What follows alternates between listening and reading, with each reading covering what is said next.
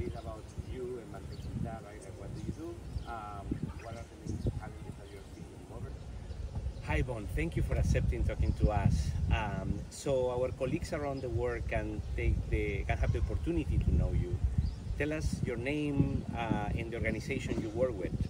What does Bantay Kita aspire to achieve or to do?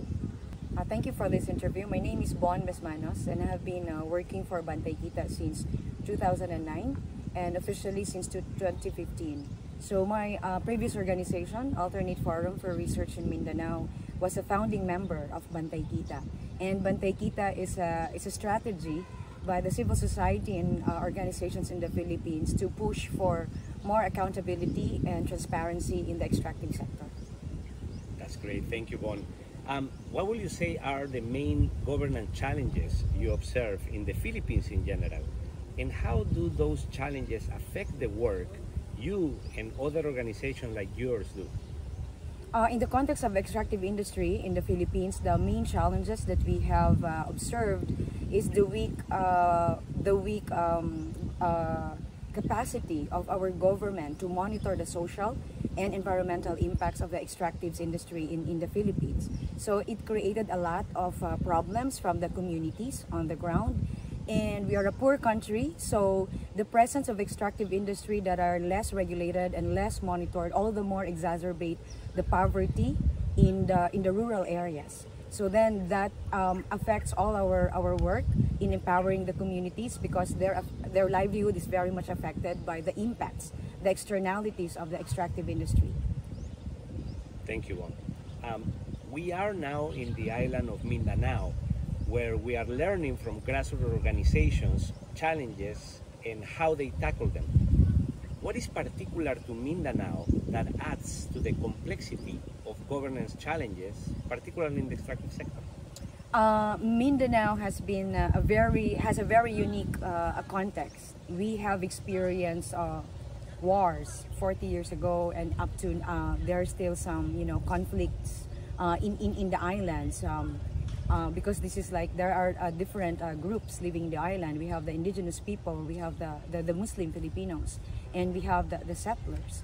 So then there are a lot of conflicts that relates to land, a lot of conflicts that relates to resources, and a lot of conflicts are due to ideologies. And then extractive industry, if it is not governed well, it will add more to the issue of the conflict in Mindanao. So any interventions done in the island without looking into or considering its impacts towards the work on peace building and conflict transformation in all spheres, that will have a very big impact for the communities.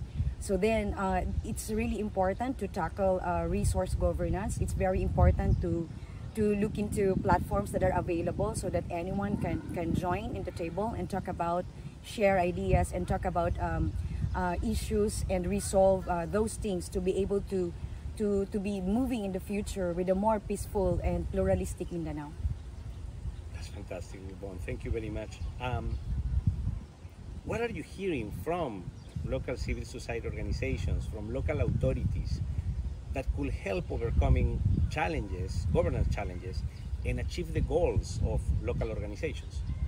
I think the most important for the context of Mindanao is understanding our history, understanding the conflict, understanding the challenges of the communities, understanding the interests of our communities, which is particularly more on the protection of their livelihood, protection of human rights, protection of their right to live comfortably and peacefully in this island. So the civil society is asking for more capacity building for them to understand all the issues that affects their work that they're doing in the communities. Particularly for the peace building groups, they wanted to learn more about climate justice. They want to learn more about the impacts of this just energy transition into the work they're doing, and also the current human rights issues that are happening in the sphere of engaging the government in the issue of extractive industry, and of course our indigenous peoples. So we need to understand all of those things, and then they have interest to listen and to learn more so that they can do more for their communities. Thank you, Bon. This has been terrific. We're very thankful for the hospitality that you and everybody in Mindanao has given us. Thank you very much for accepting this interview. Salamat.